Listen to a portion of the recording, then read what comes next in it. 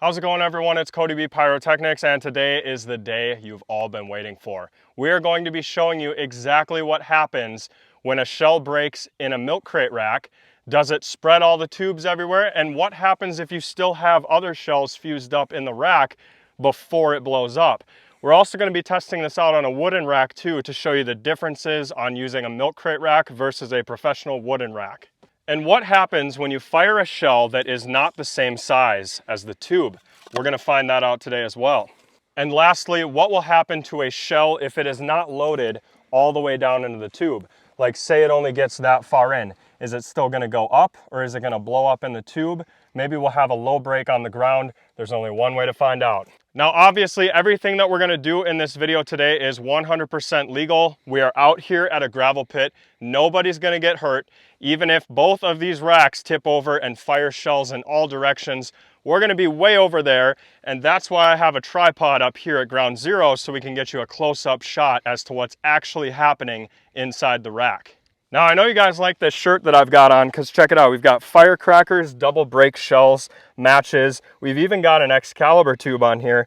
It's a pretty cool shirt. We got a nice propane torch right there, and it goes all the way around. If you guys want to pick up this t-shirt, you can do so using the link in the description. And I've actually got my camera guy, Cade. We're going to show you his shirt too. So Cade is wearing one of my favorite pieces of merch. Money can't buy happiness, but it can buy fireworks, and that's pretty dang close.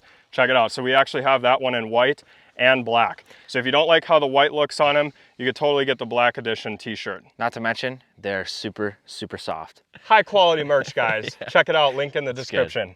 So the first rack we're going to be loading up and simulating is the middle one, and I'll show you what we're going to do here. So basically, let's pretend you're in the middle of your firework display. So this entire rack is fused up. All the shells are fused and ready to go. You're actually lighting these things, whether it be hand firing or hitting buttons on the Cobra. And what's going to happen here is you had a friend help you set these up, and he doesn't know much about fireworks. So he loaded this shell in upside down. Now you can see where this is almost impossible, because the shell doesn't even allow you to load it upside down without seeing the fuse. You see how the fuse completely disappears? But for the simulation, what we're going to do is be putting that one in the middle, and then we'll be fusing the other ones correctly so we can see what happens. Will we have a total blow apart and have shells going everywhere, or will it stay relatively clustered like this and send the shells up normally? So we're going to be starting with this shell over here. So what I'm going to do is just go ahead and connect the back one right away, and we'll bring it up something like this. We definitely want to have enough time to get away, and so I'm going to be putting this one on the underside of these two zip ties, and that'll give us more than enough time to get away from this thing. Like I said, everything here is in a controlled environment. Nobody, and I mean nobody, could possibly get hurt here tonight. So the one that's going to be upside down, we're going to have to get kind of creative with. And the reason I say that is because, like I said, this shell isn't even going to go to the bottom of the tube. So it would be this tube right here. That'll be the one loaded upside down, and yeah, take a look at that. So hopefully what'll happen here in this scenario is this shell will go off, causing these two shells to still be loaded and fused up. So technically they're still supposed to go off, but we'll see how much destruction we get here. And one big thing to note is that these are fiberglass tubes. These are not your high density polyethylene tubes over here on the left. So potentially a little more devastating if you're using fiberglass. You definitely don't want to be anywhere near this when it goes off. So before we light that rack off and see what happens with multiple shells, I want to see what happens when you load a shell into a tube where the shell is a lot smaller than the inside diameter of the tube. So to do that, I'm going to go over here to the launch zone, and then we're going to get back to safety. Okay guys, this is the official test. Does it go up? Does it stay in the tube? Or do we get a low break? Let's find out. There it goes. Oh my God.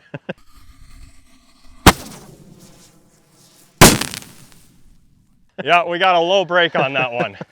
Well, at least now you know what happens. Yeah, you know now. So we're about to light this off, but before we do, I just want to reassure you guys that the camera guy is going to be completely fine. In fact, he's going to be way over there before I even light this off. So yeah, take a look at that. And we show over there too. Like, there's nothing out here.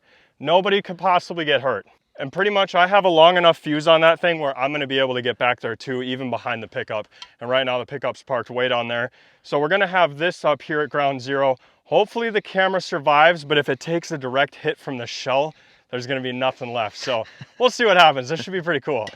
All right, guys, this is what will happen if you have a shell upside down in a milk crate rack using fiberglass tubes and other shells are fused up in the rack at the same time. Here we go. Everything we're doing is controlled environment, 100% safe for us anyway. Do not try this at home. 3, 2, 1. All right, we're about to find out. Ooh. Yep, there goes the shell. Oh God.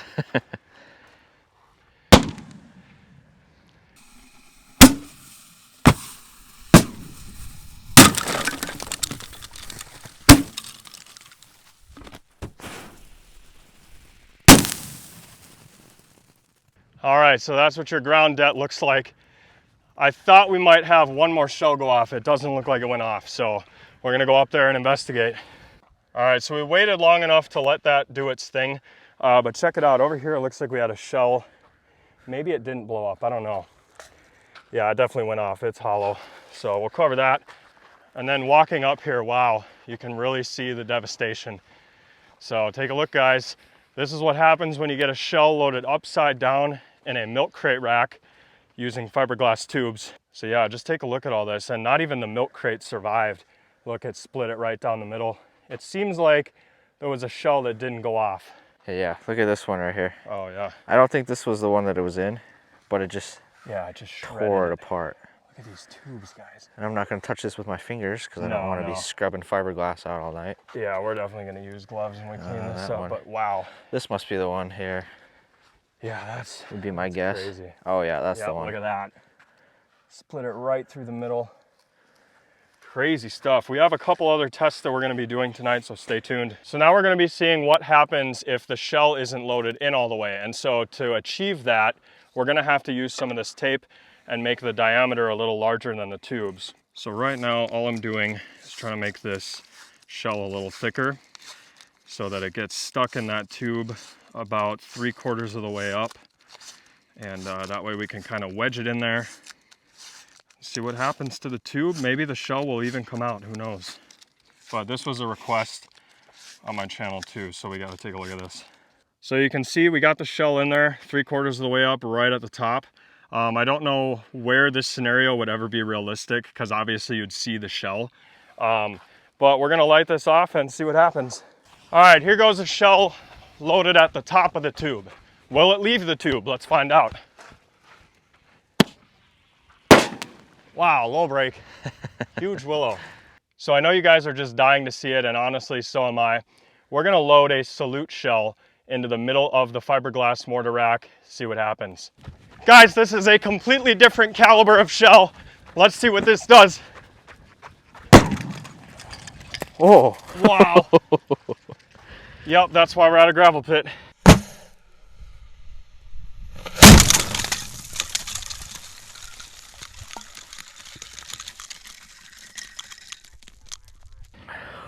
Oh, holy cow.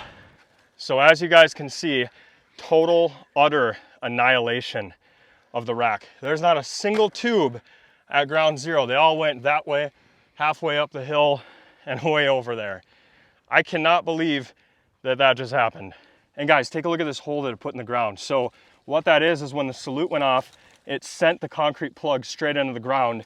And look at that, same size as the torch. Absolute insanity. Yeah, check it out, the whole other side of the rack, way over there. Just got a bunch of dirt on my arm. So in this scenario, we're gonna be using a wooden rack with high density polyethylene tubes. I think there's gonna be a noticeable difference in what happens to this rack versus the milk crate racks with fiberglass tubes. Keep that in mind, those milk crates had fiberglass tubes in them. These are HDPE, so we're talking about a lot more pressure here.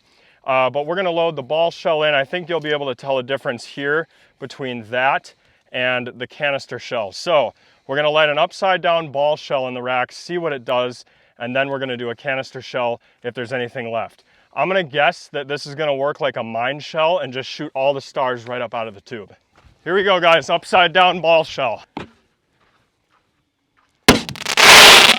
Yep. Oh.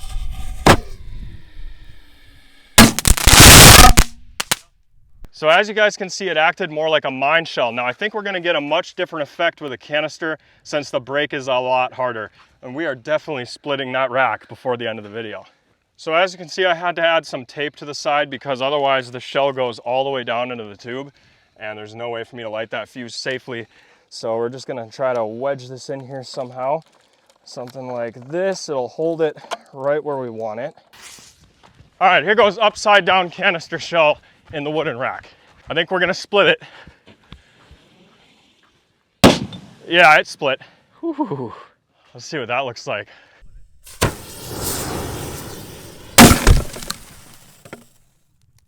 So as you can see, there's a lot of smoke out here. So I'm sorry if I can't really talk that well because I'm trying to breathe through this smoke. But we take a look at this rack. So you can see that shell completely destroyed this rack. Now, I do want to make a comment here. Let's actually show you the tube. Yeah, let's see the tube. Yeah, so it wrapped around the tripod. But that's what it's going to do to your tube. Now, just imagine we had the shell on the top of the tube. Imagine it was down here closer to the bottom. It probably would have totally blown apart and these sideboards might have even split off. So I do want to say that with the milk crate rack, we got more shrapnel. Here it was definitely more collected, but either way, both racks will blow up no matter what you do with the shells. I wouldn't say one is safer than the other. If it's gonna split the rack, it's gonna split the rack and there's nothing you can do about it. The only thing you can do is make sure that your shells are loaded in the right way. And with that, I hope you guys enjoyed. I hope you saw the ground zero footage that I still haven't seen. So after you guys are watching this video, I will have seen that. And it looks like that tube actually hit the tripod. So it might have moved the camera. I think it'd be pretty cool. But I hope you enjoyed. Everybody's safe, no injuries tonight, and we'll see you next time.